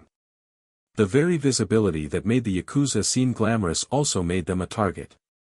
The government, under pressure from a public weary of corruption scandals, began drafting new laws aimed at curbing organized crime. Police surveillance increased, and newspapers began running investigative reports that named names, exposing the links between syndicates and politicians. Within the syndicates, tensions also grew. With so much money at stake, rivalries turned vicious. Assassinations became more frequent, and gang wars broke out over control of construction contracts and nightclub districts. The streets, once kept relatively peaceful under careful control, saw a return of bloody shootouts that alarmed the public. And then, in the early 1990s, the economic bubble burst. Land prices collapsed, stock markets plummeted, and fortunes evaporated almost overnight. Many Yakuza groups found themselves overextended, holding properties that were suddenly worth a fraction of their purchase price. For some, this financial crash was the beginning of decline. But that is a story for later. For now, as you drift towards sleep, picture this glittering decade at its peak, Tokyo glowing like a jewel, money flowing like water, and the Yakuza at the very center of it all, kings of a shadowy kingdom, their power at its zenith, their fate still unwritten. The glory of the bubble era could not last forever. As Japan's economy faltered in the early 1990s, the bright neon glow of prosperity dimmed, and the shadows around the Yakuza grew darker. For decades, the syndicates had thrived almost openly, their offices marked with plaques, their leaders giving interviews to magazines. But public patience was running out. The same citizens who once tolerated them, even admired their strange sense of order, now saw them as symbols of greed and corruption, men who had profited while ordinary families lost homes, savings, and stability. The government, too, could no longer turn a blind eye. The walls were beginning to close in. Imagine the early 1990s in Tokyo. The skyline is the same, the neon still burns, but the mood is different. The newspapers speak not of new riches but of bankruptcies. Construction projects have stalled, their skeletal frames standing half-finished, ghostly against the night sky. And in the headlines, another kind of story appears more and more often: crackdowns, arrests, raids on Yakuza headquarters. The police are no longer looking the other way, they are knocking on the door. The shift began with new legislation, the anti-Boryokuden laws of 1992, designed specifically to target organized crime. For the first time, the Yakuza were officially designated as Boryokuden, violent groups, and their activities were criminalized not just individually, but collectively. It became illegal to pay them protection money, illegal to rent them property, illegal to engage them for services. Their very existence was being pushed out of the public sphere. Picture a Yakuza office on the day a raid is conducted. The building is quiet until the sound of boots and shouting fills the air. Police flood the entrance, documents are seized, phones ripped from desks. The men inside do not fight, they sit silently, some with faint smiles, as if enduring a storm they always knew would come. Outside, reporters snap photographs, and by evening the images are on television screens across the country. The message is clear, no one is untouchable anymore. This new era of scrutiny forced the Yakuza to change their tactics. No longer could they operate as openly as before. They began to take down the signboards on their offices, to conduct meetings in secret, to move their money through more complex channels. The lavish lifestyle some members had flaunted were suddenly dangerous, drawing unwanted attention from police and tax authorities. But the government pressure did more than just force them underground, it created cracks within the syndicates themselves.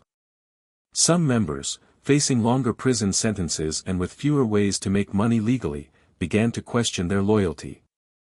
Others sought to leave the life entirely, requesting formal expulsion from the clan, sometimes even turning to police for protection. The code of silence still held, but under this relentless pressure, it began to fray. And yet, the Yakuza did not simply vanish. They adapted, as they always had. They shifted into more sophisticated white-collar crimes, stock market manipulation, real estate fraud, loan sharking, crimes harder to trace and prosecute. Violence decreased in some areas, not out of mercy, but because a single public shooting could now bring down an avalanche of police scrutiny. In this way, they became more like ghosts, present, powerful, but harder to see. For the public, this period was unsettling. On one hand, they were reassured by the government's determination to curb the Yakuza. On the other, there was fear that driving the syndicates underground would make them more unpredictable, more dangerous. There was also nostalgia, a strange longing for the chivalrous gangsters of old who at least kept order. The new era felt colder, less predictable. Picture a quiet bar in Osaka where, years earlier, Yakuza members might have openly gathered, laughing, drinking, playing cards. Now the tables are empty. Conversations are whispered. The presence is still there, but it is invisible, a shadow felt rather than seen. The police crackdowns also ignited violent backlashes. Some factions refused to go quietly, leading to gang wars that spilled into the streets. Assassinations of rival bosses, shootouts in broad daylight, and even attacks on police officers shook the nation. Each act of violence was met with even harsher laws, and soon, the cycle became self-reinforcing. The more the Yakuza resisted, the more the government pressed. And then came high-profile arrests of top leaders. Men who had once seemed untouchable were led away in handcuffs, their images splashed across front pages. Syndicate headquarters were seized, assets frozen, families scattered. For many, this marked the end of the old era, the time when Yakuza bosses could attend public funerals like royalty, when their names were spoken with a mix of fear and reverence. For those drifting toward sleep, imagine the feeling of a great beast being cornered. The Yakuza were still powerful, but no longer free to roam. They were watched, hunted, contained. And yet, there is something fascinating about their resilience, the way they refused to vanish completely, the way they found new cracks in the system through which to flow. This was not the end of their story, but it was the beginning of a long, slow tightening of the noose. Every year brought new regulations, new police task forces, new ways to trace money and communication. The underworld that had once thrived in full view of the public was being forced into the deepest shadows. And within those shadows, something was changing. Fear was growing, not just of the police, but of betrayal from within. Members who once would have taken yubitsum in silence were now turning informant, leaking information to authorities in exchange for lighter sentences. The code of silence was being tested, and cracks were beginning to show. This tension, between tradition and survival, between secrecy and exposure, would define the Yakuza's struggle through the end of the 20th century and into the present day.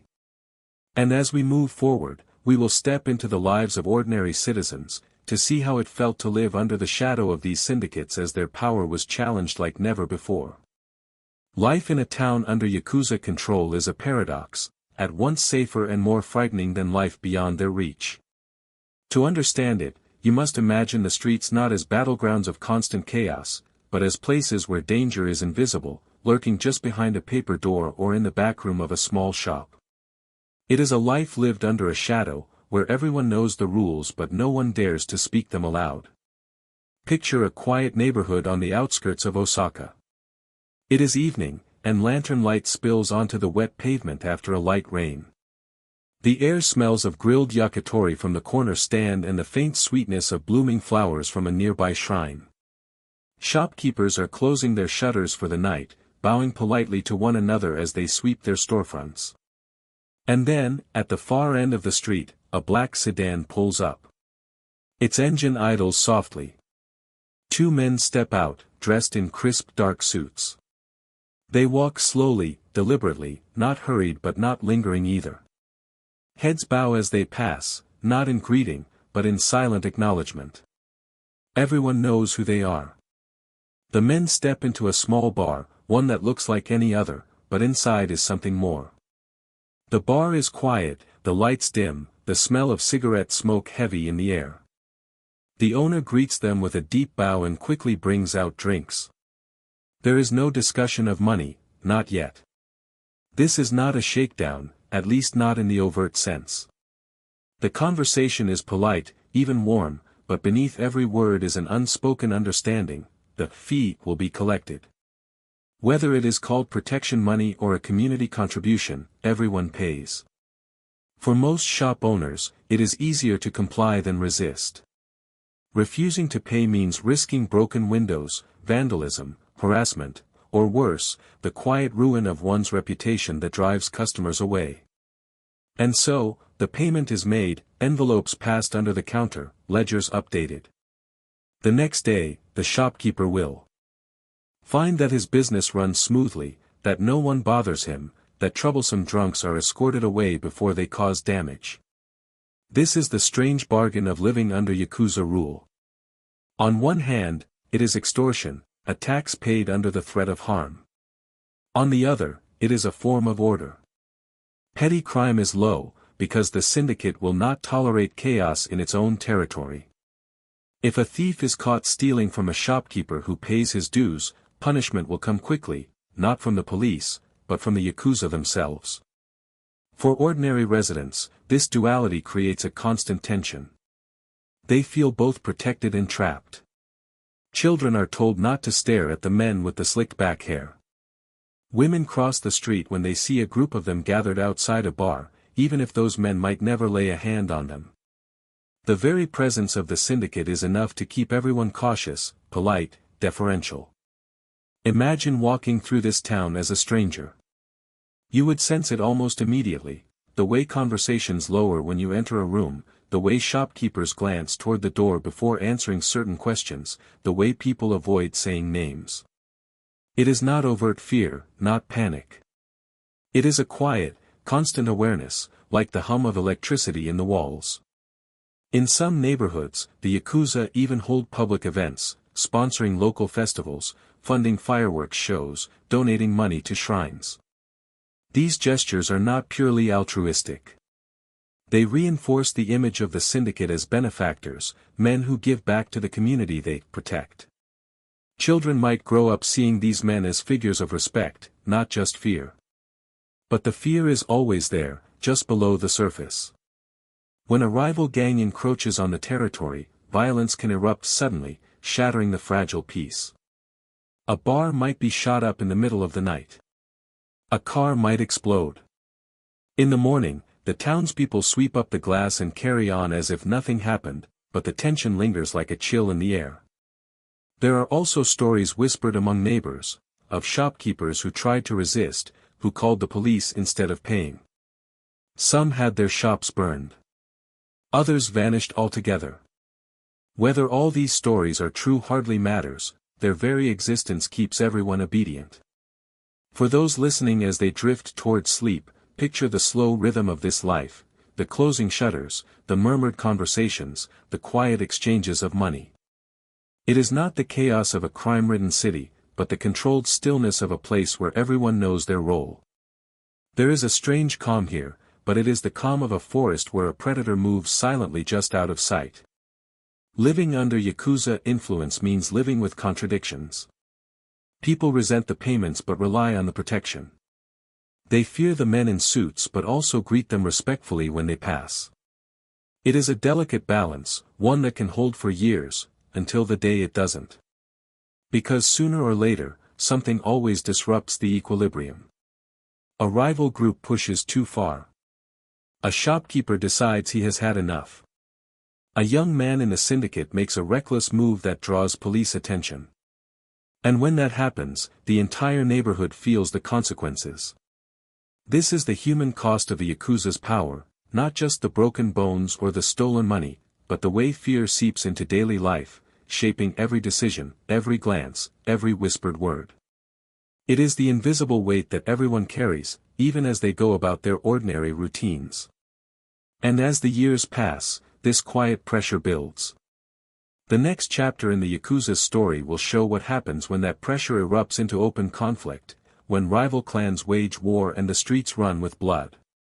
For even the most disciplined syndicate cannot hold back ambition and rivalry forever. Power has a way of turning allies into enemies, and in the world of the Yakuza, the higher the stakes, the sharper the knives. By the late 20th century, the major syndicates had grown massive. Controlling entire regions, industries, and black market economies. But with growth came tension, ambitious lieutenants sought to climb faster than tradition allowed, rival clans encroached on one another's turf, and every slight became a spark that could ignite a war. Imagine a smoky meeting room somewhere in Kobe. The top lieutenants of the Yamaguchi-gumi sit cross-legged on the tatami, the oyabun at the head of the room. The air is thick with silence. A dispute has arisen, perhaps over territory, perhaps over money, perhaps over a betrayal whispered through the underworld grapevine. The oyabun listens quietly, nodding only once before giving his verdict. Sometimes, his decision restores balance. Other times, it sets into motion a chain of events that cannot be stopped. The history of the Yakuza is marked by periods of explosive violence known as gang wars, or katagi sodo. These were not random brawls, they were organized conflicts, fought over districts, businesses, and prestige. One of the most infamous began after the death of Kazuo Tauka, the legendary Yamaguchi-gumi boss who had kept a tight leash on his men for decades. When Tauka passed in 1981, the syndicate faced a succession crisis. Factions within the group argued over who should take the throne. The dispute split the organization, and what followed was known as the Yamaichi War, a bloody conflict between the main Yamaguchi-gumi faction and a breakaway group called the Ichiwakai. Picture the streets of Kobe during this time. Cars move slower than usual, their drivers scanning the sidewalks for danger. Police patrols are heavier, but everyone knows they cannot be everywhere at once. And then, without warning, gunfire erupts outside a bar. Windows shatter, bystanders dive for cover, and when the smoke clears, another name has been added to the growing list of the dead. These assassinations were often precise, targeted at key figures, but they sent ripples of fear through entire cities. Businesses shuttered early, ordinary citizens avoided entertainment districts, and journalists reported breathlessly on every shooting. For a public accustomed to the Yakuza's carefully maintained order, the sudden chaos was deeply unsettling. The wars were not limited to the Yamaguchi-gumi. Across Japan, rival syndicates clashed over control of lucrative rackets. Even within a single organization, internal purges sometimes turned bloody. A lieutenant suspected of betrayal might be summoned to a meeting and never leave the room alive. Others were executed in public as warnings. And yet, even in this violence, there was a strange formality. Declarations of war were sometimes delivered like official documents, giving police and rival groups notice that hostilities had begun. It was as if the Yakuza saw their conflicts not as lawless riots but as battles between armies, governed by rules of engagement. For the men who fought in these wars, loyalty was everything. A soldier might lay down his life for the family without hesitation, believing that his sacrifice would be honored. Funerals for fallen members were elaborate affairs, attended by ranks of men in dark suits, their heads bowed in solemn respect. These ceremonies reinforced the idea that the clan was more than an organization, it was a living, breathing entity, worth dying for. But for the Oyabun at the top, these wars were costly. Each death weakened the family, drew police scrutiny, and risked destabilizing their business empires. Savvier bosses sought to end conflicts as quickly as possible, negotiating peace deals once pride had been satisfied and blood had been spilled. Imagine a truce meeting at a secluded inn. The rival leaders sit across from each other, their faces expressionless. Cups of sake are poured, words exchanged quietly, and agreements are signed that redraw the map of the underworld. When the men leave the room, the war is over, but the tension never truly vanishes. Everyone knows that peace is temporary, that another spark could reignite the flames. For those drifting toward sleep, this chapter of the story is like a dark lullaby, the soft sound of rain outside, the distant echo of a gunshot, the quiet steps of men moving through alleys with grim purpose. There is danger here, but also inevitability. In the Yakuza world, conflict is not an accident but a rhythm, as natural as the changing seasons. And as the decades passed, each war left its mark. Some clans grew stronger, absorbing their defeated rivals. Others were shattered, their territories divided like spoils. The survivors carried scars, both literal and metaphorical, and the underworld itself evolved, leaner, meaner, more cautious. But the price of all this bloodshed was heavy. Public opinion, once mixed, now turned sharply against the Yakuza. Politicians used gang violence as a rallying cry to push for harsher laws. Police presence in entertainment districts increased, and ordinary citizens became less willing to tolerate even the chivalrous image the syndicates liked to project. The wars may have brought glory to some, but they also marked the beginning of decline. The Yakuza could no longer pretend to be protectors of the community when their battles left civilians dead in the crossfire. And so, by the end of the 20th century, the Yakuza found themselves at a crossroads. They had survived famine, war, and police crackdowns, but internal conflict had left them bruised and vulnerable. The next era would not be defined by gunfire in the streets, but by something quieter, a slow erosion of power, as the government and society worked together to push them further into the shadows. The Yakuza have always been creatures of their environment, shaped by the streets they walked and the cities they ruled. But by the late 20th century, their reach had grown far beyond Japan's neon-lit alleys. Like the tide creeping silently across a shore, their influence began to spread overseas, following the flow of money, opportunity, and contraband. This was the era when the Yakuza's shadow became global. Imagine a busy port at night, not in Tokyo this time, but in Honolulu or Los Angeles. The air is heavy with the smell of salt and diesel, cranes move like giant insects over cargo ships, and the dark water reflects scattered lights. Somewhere in the maze of containers, a deal is taking place. Men shake hands, documents are exchanged, and a crate that looks like any other is quietly diverted to a waiting truck. Inside may be electronics, counterfeit goods, drugs, the contents almost don't matter. What matters is the network that made it possible, a network that stretches back across the Pacific to the offices of a Yakuza syndicate in Kobe or Tokyo. During the post-war decades, the Yakuza had already established connections in Japan's port cities, controlling shipping routes and dock labor. Expanding abroad was a natural next step. They began to cultivate relationships with foreign criminal groups, Chinese triads, Korean gangs, even Italian mafia families, creating alliances that allowed them to move goods and money across borders with remarkable efficiency. Their interests overseas were diverse. Some were involved in smuggling precious resources like gold or rare woods. Others dealt in drugs, though many Yakuza groups preferred to keep narcotics at arm's length, wary of the chaos they brought. Arms trafficking was another lucrative trade, especially during times of regional conflict. But not all of their overseas activity was illegal. The Yakuza also invested in legitimate businesses abroad, real estate, restaurants, import-export companies. These served as both profit centers and money laundering operations, turning dirty cash into clean assets. In places like Hawaii, members were even known to own nightclubs and bars frequented by tourists, blending in almost seamlessly with the local economy. Picture Waikiki Beach at sunset. Tourists stroll the boardwalk, sipping cocktails, laughing under the glow of tiki torches. Somewhere nearby, in a quiet back office, money is being counted, profits from a nightclub. That doubles as a hub for underworld dealings. The man overseeing it might look like any other businessman, but on his chest is a tattoo that tells a different story. In the United States, law enforcement occasionally stumbled across evidence of Yakuza operations. FBI reports from the 1980s and 1990s describe syndicate members involved in extortion, drug trafficking, and even financial fraud schemes. But the Yakuza were careful, rarely drawing the kind of attention that would provoke a large-scale crackdown. They preferred to stay quiet, to operate through intermediaries, to let others take the risks while they took the profits. Their influence also extended into Southeast Asia.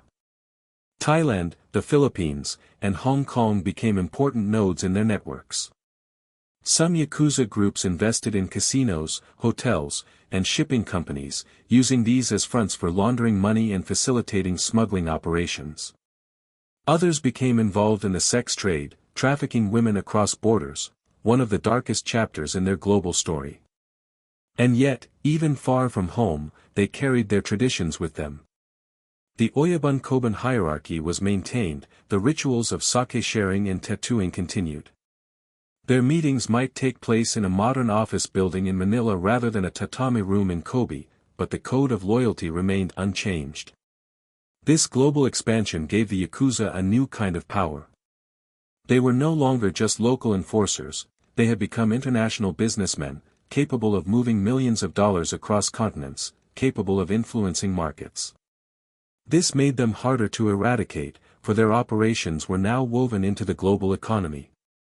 For those drifting towards sleep, imagine cargo ships gliding silently across moonlit waters, each one carrying not just goods but secrets. Imagine the quiet handshake in a foreign port, the exchange of envelopes in a luxury hotel suite, the coded phone call that travels halfway around the world. These are not the loud, violent scenes of gang wars, but the quiet, meticulous workings of an underworld empire that has learned to thrive in the global age. But global reach also brought new challenges. Law enforcement agencies began to cooperate across borders, sharing intelligence and coordinating crackdowns. The FBI, Interpol, and Japanese police started targeting international money flows, making it harder for the Yakuza to operate with impunity. And there was another problem: visibility. The more international they became, the more attention they attracted from journalists, investigators, and politicians. The Yakuza could no longer count on anonymity, their names began appearing in foreign newspapers, their activities discussed in parliamentary hearings. Still, the Yakuza endured. Their ability to adapt, to shift focus, to reinvent themselves when necessary kept them alive. They were not as numerous as they had once been, not as publicly feared, but their reach was still long. The story of the Yakuza abroad is one of quiet expansion, not conquest by force, but by connection, by the careful weaving of a web that spans oceans. It is a reminder that the underworld does not stop at national borders, that its currents flow wherever there is profit to be made. And as the world entered the 21st century, those currents began to change again. The digital age brought new opportunities: cybercrime, online fraud, globalized financial markets, and new risks. The Yakuza would have to decide whether to evolve with the times or risk being left behind. The Yakuza have always lived in the shadows, but paradoxically, they have also been immortalized under the bright lights of cinema screens, in the pages of novels, and in the pixels of video games. Their world, full of loyalty, betrayal, honor, and blood, has captured the imagination of Japan and the wider world for decades. And in this reflection, myth and reality blur until even the gangsters themselves sometimes seem unsure where one ends and the other begins. Picture a small movie theater in Tokyo in the late 1960s. The air is thick with cigarette smoke, the seats creak softly as the audience settles in. On the screen, a black and white image flickers to life. A lone gangster, his suit slightly rumpled, his cigarette glowing faintly in the dark, walks down a rainy alley. He is stoic, calm, carrying himself with quiet dignity. The soundtrack swells as he faces his rivals. The audience watches in rapt silence, their hearts beating just a little faster. This is the birth of the Yakuza Eiga, gangster cinema, a genre that would shape how generations of viewers saw the underworld. The early Yakuza films painted gangsters as noble outlaws, men who lived by a code of honor even as they broke the law. These films were often described as Ninkyo Eiga, or chivalry movies. In them, the hero is a man who sacrifices his own happiness for the sake of loyalty and duty, who suffers quietly until he is forced to take up the sword or the gun to right a wrong. These films resonated deeply with audiences in post-war Japan, who were themselves struggling to rebuild their lives and make sense of a society transformed by defeat and reconstruction. Actors like Ken Takakura became icons of this genre. His calm, restrained performances gave the on-screen gangster a tragic dignity. He was not a mindless thug, he was a man of principle, caught between the old ways and the modern world. When his character finally resorted to violence, it was not for greed or glory but as an act of justice. In this way, the Yakuza film became a kind of modern samurai story, carrying forward the spirit of Bushido into the 20th century. But as the decades passed, the tone of these films changed. By the 1970s, directors like Kinji Fukasaku began to strip away the romanticism, revealing a grittier, more chaotic underworld. His landmark series Battles Without Honor and Humanity presented the Yakuza not as noble knights but as ruthless survivors, men driven by greed, ambition, and desperation. These films were violent, frenetic, and brutally realistic, reflecting the disillusionment of a Japan that had entered a new era of prosperity but was losing faith in traditional values. Still, whether romanticized or deromanticized, these portrayals kept the Yakuza firmly in the cultural imagination. They became archetypes, symbols of rebellion, of tragic masculinity, of the tension between individual desire and collective duty. Even as real syndicates tried to keep a low profile, the fictional Yakuza became larger than life. The fascination didn't stop with film. Writers produced novels exploring the psychology of gangsters, their inner conflicts, their longing for redemption.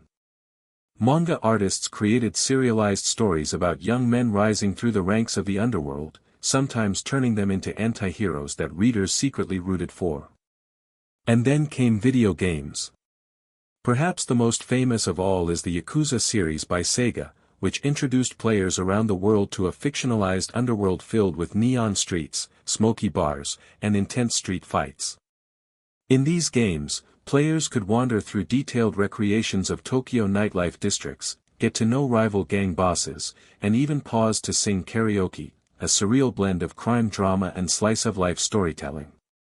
The games became cult favorites, beloved not just for their action but for their ability to humanize their characters, showing them as men capable of humor, kindness, and quiet reflection. Picture someone playing late at night, the glow of the screen lighting up their room. They walk their character down the bustling streets of Kamurocho, a fictional district based on real-life kabukicho, passing hostess clubs, convenience stores, and arcades. Somewhere in the distance, a fight breaks out, and the player steps in to defend their honor. For a moment, they are no longer an observer but a participant in the myth of the Yakuza. These portrayals, of course, have shaped public perception. Some people see the Yakuza through the lens of these stories, imagining them as tragic heroes rather than criminals. Others become curious, drawn to the mystery of an organization that seems at once brutal and elegant, modern and feudal. Even the Yakuza themselves are said to enjoy these portrayals. Some have been known to attend film premieres, to collect Yakuza-themed manga, even to see themselves as successors to the chivalrous figures of fiction. The line between performance and reality blurs, a self-fulfilling myth in which the gangsters act like the characters inspired by them. For those listening now, drifting closer to sleep, imagine sitting in that old movie theater as the credits roll. The audience shuffles out quietly, the cigarette smoke hangs in the air, and for a moment, the line between the screen and the street outside feels thin. The story you have watched might just be waiting for you outside, in a narrow alley where a man in a dark suit lights his cigarette and disappears into the night. The Yakuza's presence in pop culture is not just entertainment, it is a mirror reflecting society's fascination with power, loyalty, and the cost of living by one's own rules. And as the years went on, this myth-making only deepened the public's complicated feelings toward the syndicates, part fear, part admiration, part nostalgia for a world that might never have truly existed but feels real in the collective imagination. Yet, while the myths were thriving on screen, the real Yakuza were facing a slow decline. Membership numbers were dropping, laws were tightening, and the once mighty syndicates were struggling to keep pace with a world that was changing faster than ever. The next chapter of their story is one tinged with melancholy, a meditation on what it means for a tradition-bound brotherhood to face its own twilight. Today's Yakuza are not the towering figures they once were. The image of the gangster in a sharp suit, stepping out of a black sedan while the whole neighborhood falls silent, still exists, but far less frequently. Their numbers have dwindled, their power weakened, their world fading like lantern light at dawn. And yet, they are not gone. They remain, stubborn and proud, clinging to traditions that are slowly slipping through their tattooed fingers. Picture modern Tokyo, a city buzzing with life, its skyscrapers glittering like shards of glass against the night sky. Salarymen hurry to catch the last train, tourists snap photos under the neon glow of Shinjuku, and students laugh as they spill out of karaoke bars. Beneath this vibrant, safe, and orderly surface, the Yakuza still exist, but they are quieter now, more careful, their presence felt more than it is seen. The decline began gradually. After the bubble burst in the early 1990s, new laws were passed year after year, each one tightening the noose. Anti-Boryokuden legislation made it illegal to do business with the Yakuza, cutting them off from many of their revenue streams. Banks froze their accounts. Real estate agents refused to sell them property. Even renting an apartment became difficult for known members. In a country that values face and social respectability, this slow but relentless ostracism was devastating. Membership numbers, once estimated to be over 180,000 in the 1960s, have fallen to record lows, perhaps fewer than 25,000 today. Many younger recruits have turned away from the life altogether, seeing no future in an organization that offers less money, more risk, and fewer places to hide. The average age of a Yakuza member has climbed steadily, many bosses are now elderly men, their health failing, their power limited to small, loyal circles. Imagine an aging Oyabun sitting alone in a quiet office. The room is tidy, the tatami mats well kept, but the air feels heavy. His once black hair is silver now, his hands marked by time.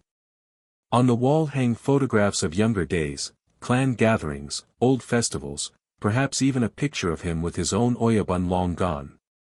The phone on his desk rarely rings anymore.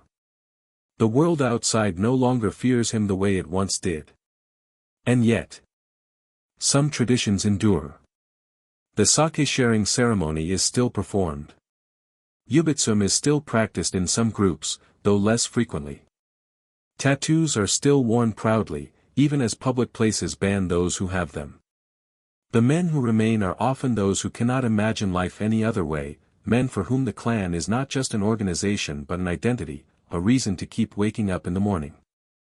Their work has also changed. With many traditional rackets shut down by police, some Yakuza have turned to more subtle operations, online fraud, cybercrime, white-collar financial schemes.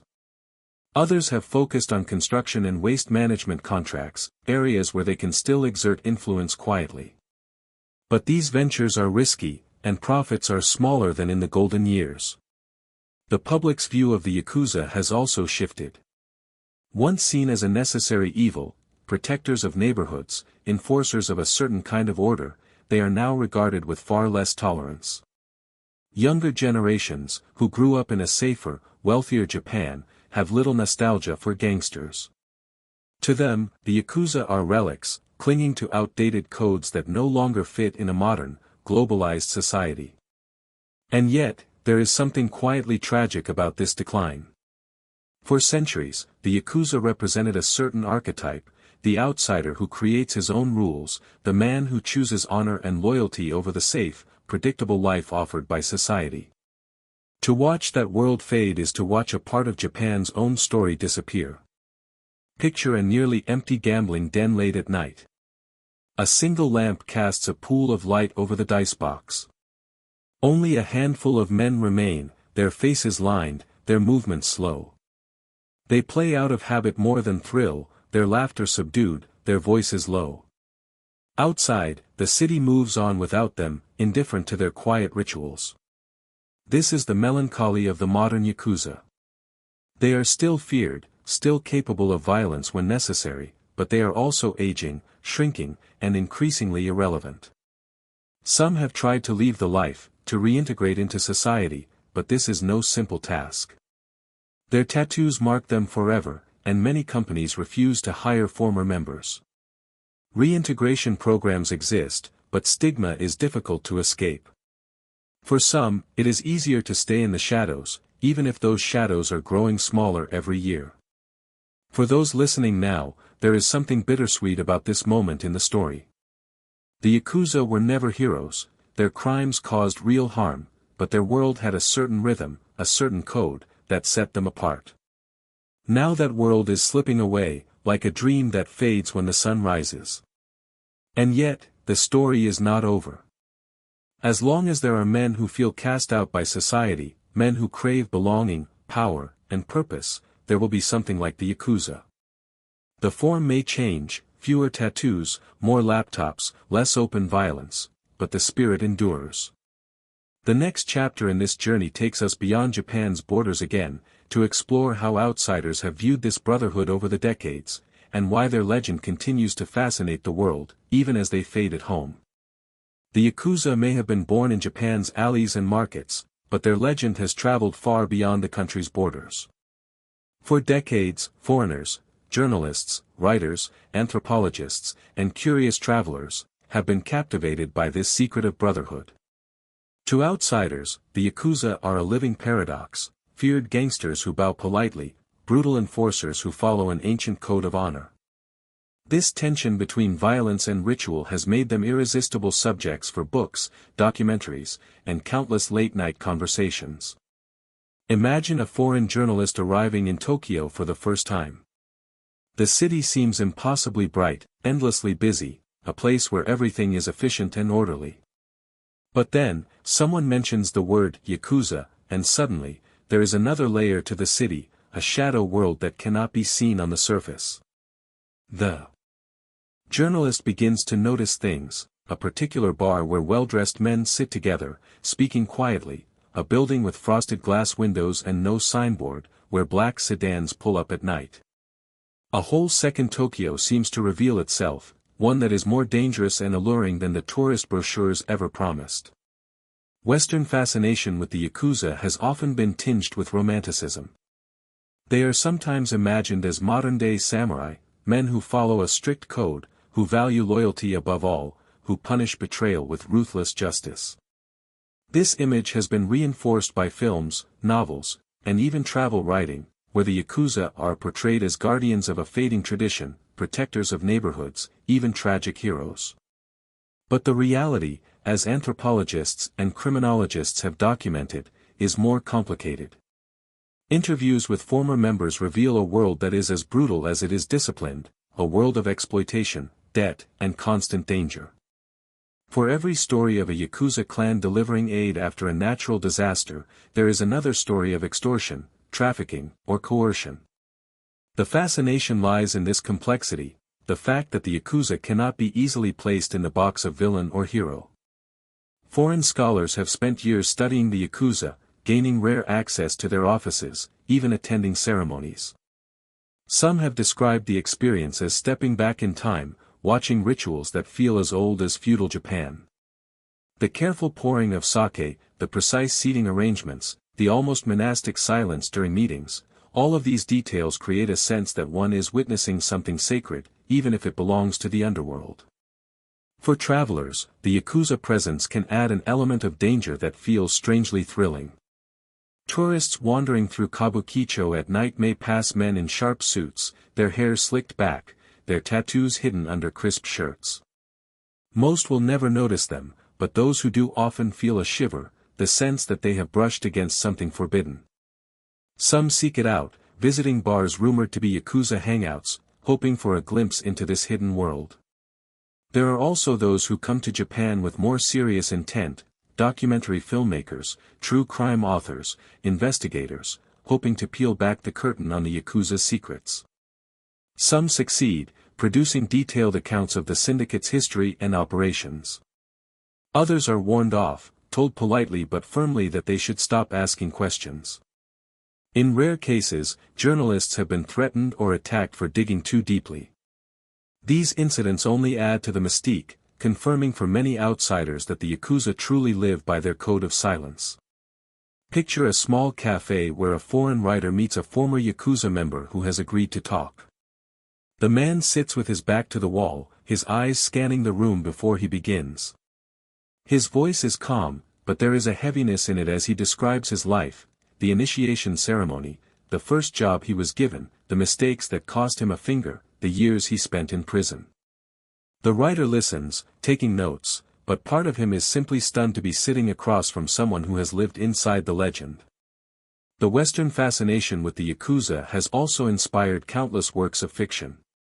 Movies and television shows outside Japan have borrowed the imagery of the tattooed gangster, the code of silence, the rituals of loyalty. Some of these portrayals are surprisingly respectful, others wildly sensationalized, but all of them feed into the global myth of the Yakuza as both criminals and philosophers of the underworld. For those listening now, drifting towards sleep, imagine the feeling of reading about the Yakuza late at night, the glow of the lamp turning the pages golden. Each anecdote is a window into another world, a world both familiar and alien. The reader is safe in their room, but the story pulls them into smoky bars, narrow alleys, tense negotiations behind closed doors. There is something hypnotic about this, something that lulls the mind even as it sparks curiosity. Yet the fascination is not without its risks. Romanticizing the Yakuza can obscure the real harm they cause. It is easy to focus on the rituals, the honor codes, the cinematic style of their world, and forget the victims of their crimes, the shopkeepers ruined by extortion, the families shattered by addiction and debt. The best writers and filmmakers acknowledge this tension, capturing both the allure and the darkness. And perhaps that is why the Yakuza continue to hold such a grip on the global imagination. They are not merely villains or heroes, they are a mirror, reflecting humanity's contradictions, loyalty and betrayal, order and chaos, violence and compassion. They are a reminder that even in the most modern of societies, the underworld still thrives, hidden just out of sight, its rituals as old as time. As Japan itself grows safer, cleaner, and more regulated, this shadow world becomes even more fascinating to those looking in from the outside. The Yakuza seem to belong to another era, a fading ghost of a wilder, more dangerous Japan. And like all fading legends, their story becomes only more compelling as it nears its end. The next chapter in this journey will explore exactly that, the endurance of the Yakuza's code and why, despite shrinking numbers and mounting pressure, this brotherhood still survives, refusing to disappear entirely. Even as their numbers dwindle and their power weakens, the Yakuza remain, quiet, enduring, like old stones weathered by rain. Their presence is not as visible as it once was, their voice is not as loud, yet the code that binds them still whispers through narrow alleys and private rooms. To understand why the Yakuza still matter, even in decline, one must look beyond the crime, beyond the violence, and into the heart of what they represent, a code of belonging, of loyalty, of living by rules that are both unforgiving and strangely comforting. Picture a man sitting alone at night in a small apartment. He is no longer young, his hair streaked with gray, his body marked with fading tattoos. He has seen friends fall, seen fortunes rise and vanish, seen the world around him change until it is almost unrecognizable. Yet when he pours himself a cup of sake and lifts it to his lips, he still remembers the first time he drank from the cup of his oyabun. The memory is as vivid as ever. In that moment, he was given a place in the world, a name, a duty. That is what the Yakuza still offer, even now, a place for those who have nowhere else to stand. The Ninkyo-do, the chivalrous way, may be frayed, but it is not gone. Many modern Yakuza still see themselves as men who must act with discipline, who must honor debts, who must protect the weak when no one else will.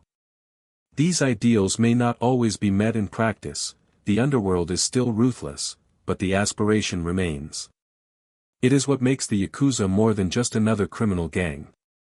There is also a strange stability to the Yakuza's existence. For all the efforts to eradicate them completely, many police officers quietly admit that their presence suppresses more chaotic crime. Petty thieves, street-level hooligans, and unorganized gangs think twice before causing trouble in Yakuza-controlled territory. The order may be harsh, but it is order nonetheless. Culturally, the Yakuza continue to fascinate because they embody certain timeless themes: loyalty, sacrifice, rebellion, and fate. Their world is one of clear hierarchies, where a man knows his place, his duty, his price. In a modern world that can feel rootless and disconnected, this clarity can be oddly appealing, even to those who would never dream of joining. Picture a small group of men gathered in a quiet room. The air is still, the light warm. They sit in seiza, knees folded beneath them, listening as their boss speaks softly about loyalty, about patience, about the family. There is no shouting, no theatrics, just calm, deliberate words that carry weight. These moments are rare now, but they still happen, and for the men in that room, they are sacred. The Yakuza also remain part of Japan's identity, not something celebrated, but something acknowledged, a shadow that has always accompanied the nation's history. They appear in literature, in film, in music, as symbols of both danger and dignity. Even as their real power wanes, their myth grows stronger, becoming a story that people tell to explain something about human nature itself. And there is the simple fact that the Yakuza refuse to disappear. Some groups have disbanded under legal pressure, yes, but others continue to operate, adapting to new times. They use technology, cryptocurrencies, shell companies, but they also still gather to share sake, to honor the dead, to punish betrayal. The world changes, but their code remains, a stubborn thread running through the tapestry of modern Japan. For those drifting toward sleep, there is something almost comforting about this persistence.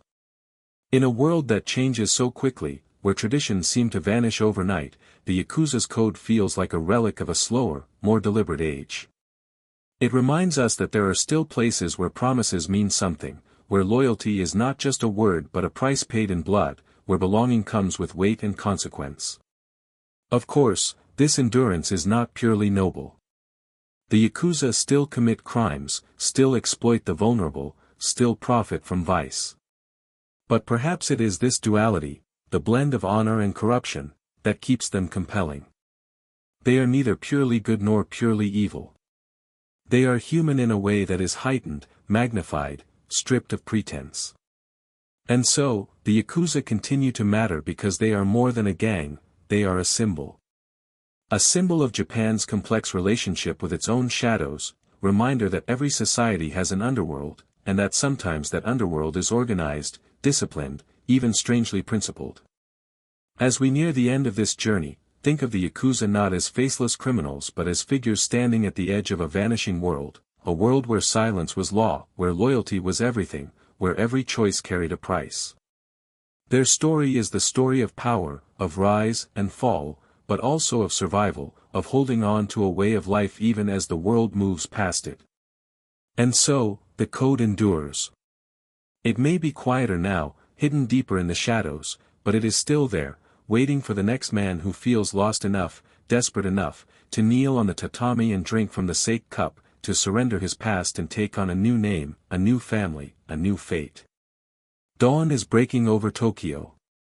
The sky is painted in pale pink and gold, the first train of the morning rumbling softly through the city like a distant heartbeat.